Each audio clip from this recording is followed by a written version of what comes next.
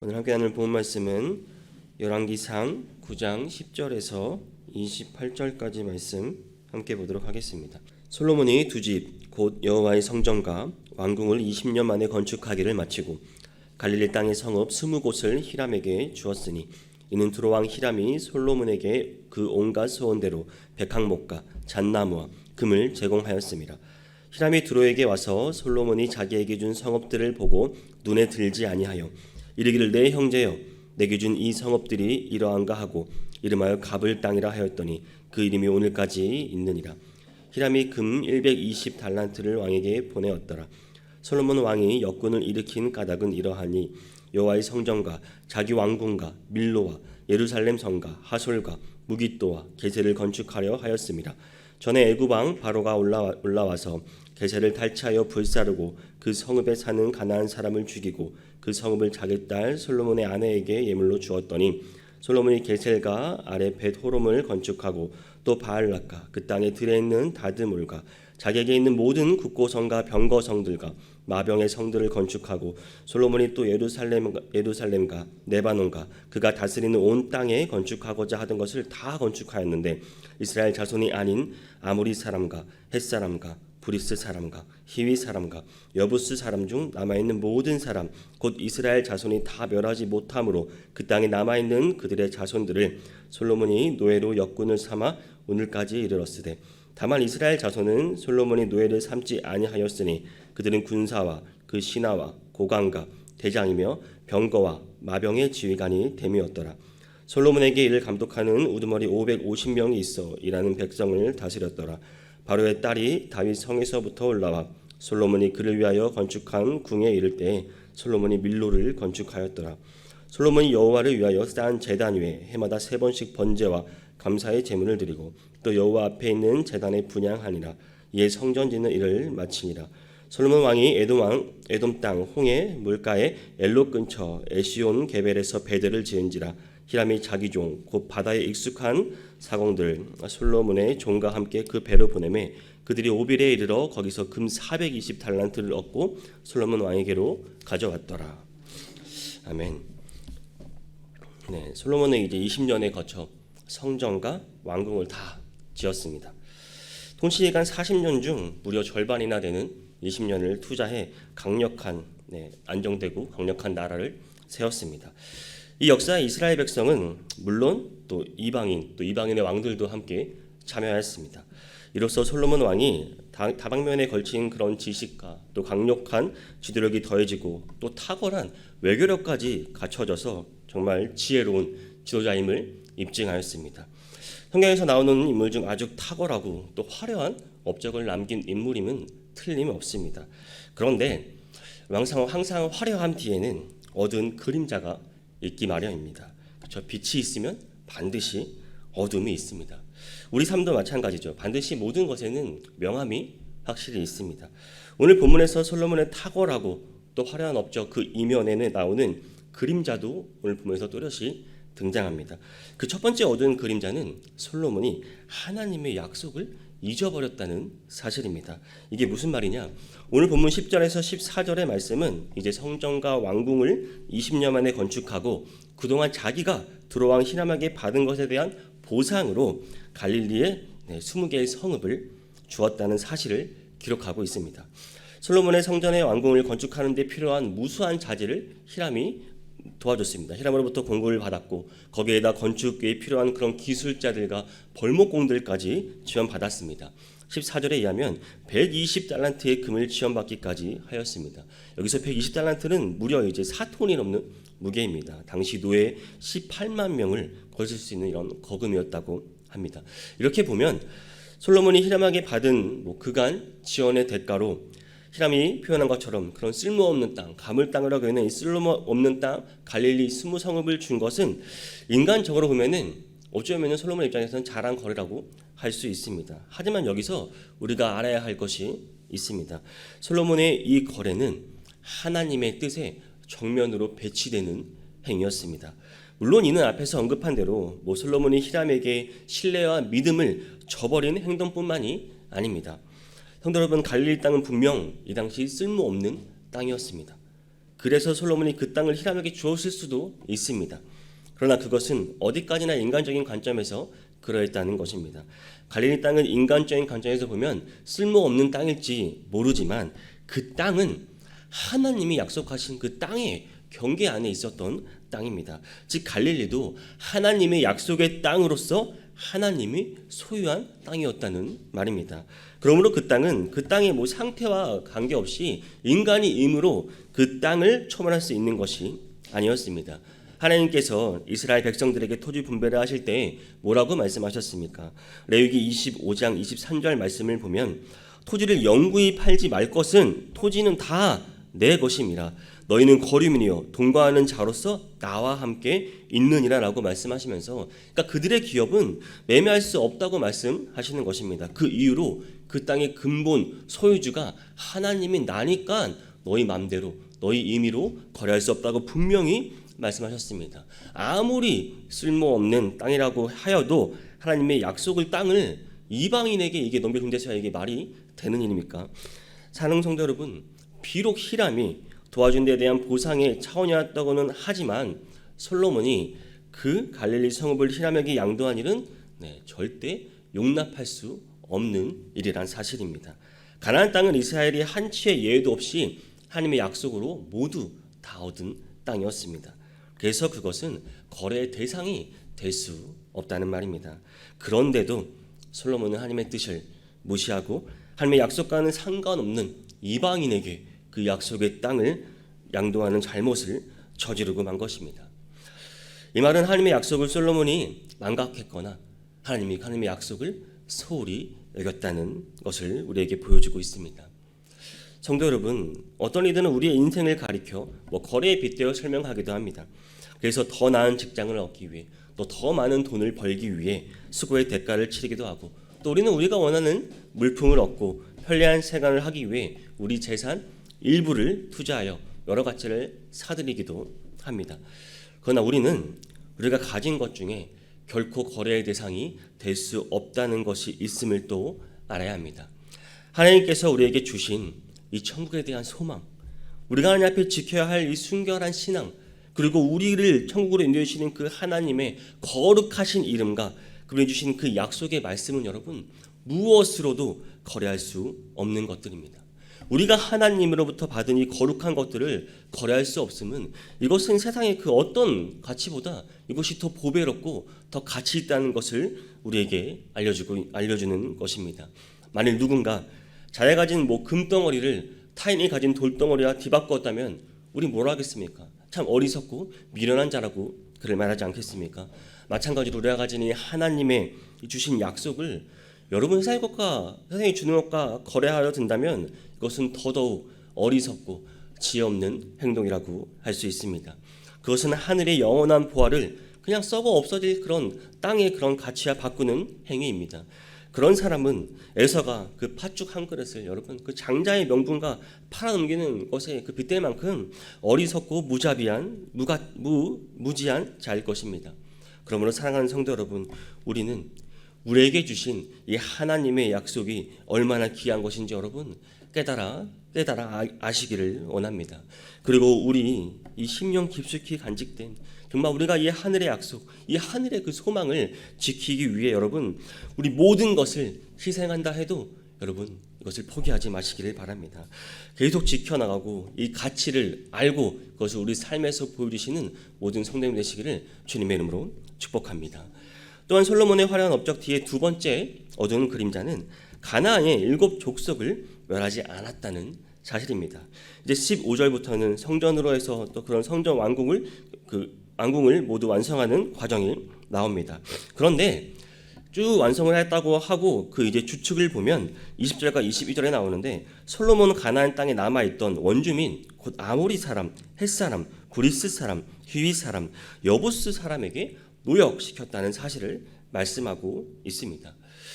이들은 21절에서 말하는 것처럼 이스라엘 자손의 노예로서 솔로몬이 감당하는 역사에 유익이 되었던 것은 사실입니다. 그렇죠? 그들이 왕궁을 짓고 그들로 인해 유익을 얻은 것은 분명합니다. 그러나 성경은 이들을 희동 비관적인 시각으로 바라보면서 그들과 이제 이스라엘의 어떤 관계로도 상관하지 말 것을 강조하고 있습니다. 왜냐하면 이스라엘 백성들이 이들과 상관함으로써 한편으로 이들은 유익을 얻을 수 있었습니다. 하지만 한편으로는 그들이 가진 죄악된 그 행습을 본받게 되므로 도리어 하나님의 진노에 처할 우려가 있었기 때문입니다. 사실 이런 우려는 이스라엘 백성들이 이미 계속 그 역사 속에서 생생하게 경험했던 그 자체였습니다. 사사기 역사 전체 또한 이런 우려가 단순한 우려가 아니라 이들의 실제적인 현실로 이루어졌다는 것을 우리에게 명백하게 성경은 보여주고 있습니다. 오늘 말씀에 나오는 그 가나안들이 어떤 사람입니까? 그 가나안 원주민들은 본래 이스라엘 백성들이 그들의 땅에서 진멸하고 다 쫓아내야 할 사람들이었습니다. 물론 그것은 그들이 악하였기 때문입니다. 그러나 이스라엘은 어떻게 했습니까? 그렇게 하지 않았습니다. 그리고 이스라엘이 그들을 내쫓지 않은 이유는 물론 그들이 강하게 저항했던 것도 있지만 오늘 본문에 나온 말씀처럼 솔로몬이 같이 그들을 또 노예로 부려서 유익을 얻을 수 있다고 그들은 믿었기 때문입니다. 그러나 이스라엘 사람들의 계산은 틀린 것이었습니다. 이스라엘은 그들로 인해 경제적인 유익을 계산하고 있었지만 그들과 함께함으로 인해 잃어버릴 영적인 손실을 그들은 생각하지 못했던 것입니다. 결국 이 악한 족속들과 동거하게 되므로 이스라엘은 어떻게 됩니까? 끊임없이 죄에 노출되고 또 죄에 감염되고 둔감해져서 하나님의 진노와 징계 속에 처할 수밖에 없었습니다. 성경에서 이스라엘이 자기들 곁에 두었던 이들 가나안 족속들을 가리켜 여호수아 23장 13절에서는 이들을 올무와 덫이라고 말하고 있습니다. 출애굽기 23장 33절에서는 그들이 내 땅에 머무르지 못할 것은 그들이 너를 내게 범죄하게 할까 두려움이라. 내가 그 신들을 섬기면 그것이 너의 올무가 되리라. 이 말씀대로 이루어지고 있습니다. 어떤 사냥꾼도 여러분 그 짐승을 잡기 위해 그 몸 전체를 삼킬 만한 커다란 덫을 놓지 않습니다. 그들은 오히려 보이지 않는 곳에 그 우표가 될 짐승의 아주 작은 부위, 발목 조금, 팔목 아주 작은 부분을 묶어둘 덫을 놓습니다. 그러나 그렇게 작은 덫이라도 사냥꾼은 충분히 큰 짐승을 포획할 수 있습니다. 마찬가지로 우리가 그냥 쉽게 생각하고 또 타협하고 우리 속에 감추어두고 때로 즐기기도 하는 이런 제약들은 그것이 아무리 작은 것이라고 해도 우리를 파멸의 그런 구렁텅이로 몰아넣을 수 있는 그 파괴적인 힘을 가지고 있다는 사실을 여러분 기억하시기를 바랍니다. 오늘 말씀을 통해 우리는 우리의 삶을 돌아볼 필요가 있습니다. 어떤 이들은 자기 삶 속에 그 죄와 어두움 그것을 또 끌어내지 못하고 이거 하나쯤은 괜찮겠지 하고 생각하는 사람들이 있습니다. 또 어떤 사람들은 우리가 이런 재미도 없이 어떻게 살아 하면서 이런 재미 없이 어떻게 살 수 있냐라고 하며 죄악을 즐기는 사람들도 있습니다. 그러나 여러분 어떤 즐거움이나 유익도 죄악으로부터 나오는 것은 쓰디쓴 고통만 우리에게 줄 뿐입니다. 우리를 끝없는 그 어둠으로 이끈다는 사실을 여러분 기억하시기를 바랍니다. 그러므로 만약 여러분 중에 혹시 이런 죄악들을 용납하고 또 그것이 주는 사소한 유익과 즐거움에 매여서 살아가시는 분이 있다면 여러분 즉시 돌이키시기를 바랍니다. 그렇게 할 때 하나님께서는 제가 주는 그 유익과는 여러분 비교도 할 수 없을 만큼 그 의의 열매와 삶과 축복을 우리 안에서 주님 하나님 안에서 참된 기쁨으로 우리에게 주실 것을 여러분 믿음으로 나아가시기를 바랍니다. 솔로몬은 대규모 건축에 가난한 사람들을 동원했습니다. 하나님의 집을 여러분 이방인들이 건축한 것입니다. 22절 23절을 보면 이스라엘 자손을 그나마 노예로 삼지 않았다는 것만은 긍정적인 면이라고 할 수 있을까요? 또 그나마 잘한 것이라곤 이제 25절에서 솔로몬이 드린 제사를 볼 수 있습니다. 그런데도 이것도 이 앞서 나오는 24절의 그 바로의 딸과 함께 언급하는 것을 보면 오늘 본문으로서 이제 솔로몬의 통치와 화려한 업적이 있지만 물론 그 뒤에 어둠도 우리에게 그 그림자 또한 뚜렷하게 보여주고 있습니다. 그런데도 오늘 본문에서 솔로몬은 계속해서 그 일을 하나님의 일을 또 함께 하나님과 동행함으로 진전해 나가고 정말 이루 말할 수 없는 업적을 이루었습니다. 26절에서 28절을 보면 솔로몬이 무역을 위해 이제 배를 또 만든 것과 무역을 통해 엄청난 경제 부흥을 이룩한 사실을 우리에게 기록하고 있습니다. 먼저 26절에서 이제 솔로몬은 에시온 게벨이라는 곳에 무역 정지 규주인 그런 항구를 만들었음을 이렇게 기록하고 있습니다. 그곳은 이제 홍해를 거쳐 주중으로 나가는 관문이 되는 곳이었습니다. 그리고 27절과 28절은 이제 솔로몬이 두로 즉 페니키아의 그런 해양 무역 기술 원조로 또 무역을 통해서까지 이스라엘 경제를 크게 진흥시켰음을 보여주고 있습니다. 열왕기상 이제 10장에서 보면은 솔로몬의 재산을 우리 봅니다. 그러니까 솔로몬의 이 재산과 이 업적은 뭐 정말 어마어마합니다. 하나님과 함께 하시고 동행하셨기 때문에 이것이 가능했던 것입니다. 이스라엘 민족의 역사를 돌이켜볼 때 그들의 시작은 어땠습니까? 참으로 미비했습니다. 우리가 아는 것처럼 처음 그들은 애굽의 노예들이었습니다. 아무것도 없이 착취만 당하다가 하나님의 구원 역사를 통해 자유를 얻었지만 이들은 40년을 일하는 광야에서 방랑하는 유랑민족으로 살아야 했습니다. 그리고 그 이후 가나안 땅에 농사를 짓기 시작했지만 가나안 족속들과 또 블레셋 등의 그런 외부로 인한 침입으로 300년 가까이 지속된 그 사사시대 동안에는 다른 민족의 침략과 그로 인한 전쟁으로 인해 평화와는 거리가 먼 생활을 했던 민족입니다. 그런데 그렇게 힘들게 살아왔던 이스라엘이 이제 이후 또 사울, 다윗의 통치기를 거쳐 안정을 다지면서 이제 솔로몬 시대가 되어서 이제 성전까지 건축을 하고 해상 무역까지 이루게 되는 정말 아주 엄청난 큰 업적을과 그 진전을 이룩했던 것입니다. 오늘 말씀에서 이스라엘 백성들이 이루어온 이 진보와 발전, 이 성장의 과정은 우리의 삶을 통해서도 이것도 이루어져야 될 것임을 우리는 적용을 해야 합니다.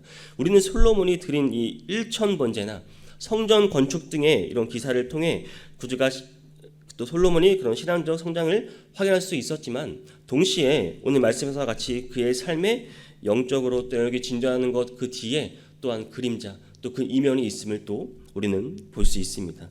이처럼 우리는 우리의 신앙과 여러분 삶을 별개로 생각하지 말아야 합니다. 우리 삶 또한 마찬가지입니다.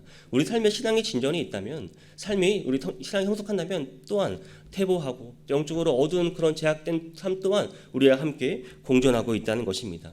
어떤 이들은 신앙적인 그런 영역만을 생각하고 있을지도 모릅니다. 하지만 성경은 우리의 이런 삶의 영역 모두를 함께 보여주고 있습니다. 바울 사도가 디모데전서 4장 15절에서 말씀하기를 이 모든 일에 전심전력하여 너의 성숙함을 모든 사람에게 나타나게 하라라고 권면하고 있습니다. 이것은 우리 삶에 적용한다면 우리의 삶의 목표가 어떤 목표를 이룩하기 위해 기울여야 할 그런 노력과 수고가 마땅히 하나님 뜻에 합당한 것임을 우리는 부정할 수 없을 것입니다. 20세기 전반에 가장 뛰어난 첼리스트자, 역사상 가장 위대한 첼리스트 중 한 명이라고 여겨지는 스페인의 파블로 카잘스라는 사람이 있습니다. 이는 세계적인 명성을 얻은 후에도 여전히 전에 하던 것처럼 매일 6시간씩 연습을 했다고 합니다. 이 사람들은 이제 그렇게 높은 명성을 얻었고 그토록 높은 경지에 이르는데도 어째서 당신은 그렇게 매일 똑같이 애를 쓰냐라고 묻자 그가 이렇게 대답했다고 합니다. 나는 아직도 더 많이 진보해야 한다고 생각하기 때문입니다 라고 대답했다고 합니다.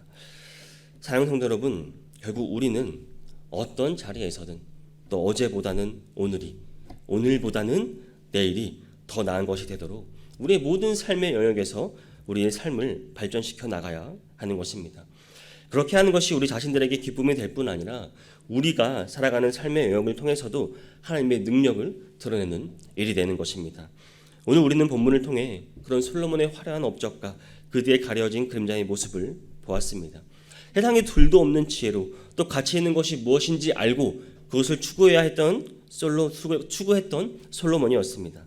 성전 건축은 솔로몬이 진정 가치 있는 것이 무엇인지 알고 있는 것을 우리에게 나타내 줍니다. 땅은 물론 해상 무역까지 선점했던 솔로몬이었습니다. 그러나 그러한 솔로몬도 갈릴리 땅이 하나님의 약속의 땅으로서 그 가치를 계산할 수 없을 만큼 중요한 땅이었음에도 불구하고 경제적인 측면에서 갈릴리 땅이 생산물을 낼 수 없다고 쓸모없는 땅으로 여겨지자 성전 건축에 도움을 준 히람에게 그것을 양도하는 잘못을 범하고 말았습니다. 다행히 그 땅은 하나님의 섭리로 다시 이스라엘에 돌아오기는 하였지만 어쨌든 솔로몬은 하나님의 약속을 가볍게 여기는 잘못을 범하고 말았습니다. 솔로몬은 건축 사업과 무역 활동을 통하여 이스라엘을 아주 번창하게 하였습니다. 이전에 누리지 못하였던 그런 말도 안 되는 화려한 업적을 이루었습니다. 그러나 이 중심에는 가나안을 멸하지 않은 이방인들이 있었습니다. 이방인들이 그 성전의 중심에 있었단 말입니다. 그런데 우리는 이러한 솔로몬의 화려한 업적, 그 뒤에 가려진 그림자를 보며 이러한 것이 솔로몬의 지혜나 그의 통치력에 의한 것이 아니었음을 알아야 합니다. 이스라엘의 번역은 다윗의 신앙과 그 신앙을 계승한 솔로몬이 모든 것을 그런 하나님을 중심적으로 한데 이루어졌다는 말입니다. 그에 의해 하나님께서 이들을 축복하여 주시고 그들에게 은혜를 내려주신 것입니다. 그래도 솔로몬이 하나님을 예배하고 그래도 하나님과 함께 동행하였기에 이루어진 결과란 말입니다. 이는 이후 솔로몬이 타락하여 하나님의 말씀에 순종하지 않고 우상을 숭배하는 모습을 보였을 때 이스라엘이 어떻게 됩니까? 그 쇠퇴의 길을 걷게 되는 것을 통해서도 우리는 확인할 수 있습니다. 이러한 사실은 우리에게 하나님께 바른 자세, 곧 그것이 우리가 하나님이 주시는 그 축복과 저주, 행복과 불행의 기준된다는 것을 우리에게 알려주고 있습니다. 우리 인생에도 여러분 빛과 어둠은 있습니다. 항상 화려할 수 없습니다. 그림자가 비칠 수 있습니다. 오늘 하루 우리 다시 한번 새롭게 다짐하며 노력하기를 원합니다. 하루하루 하나님의 말씀으로 시작하고 하나님과 함께 동행함으로 하루를 마칠 수 있기를 원합니다. 이러한 하루하루가 우리 삶에서 매일매일 끝날까지 이루어질 수 있도록 그런 모든 성도님들이 믿음으로 나아갈 수 있기를 주님의 이름으로 축복합니다.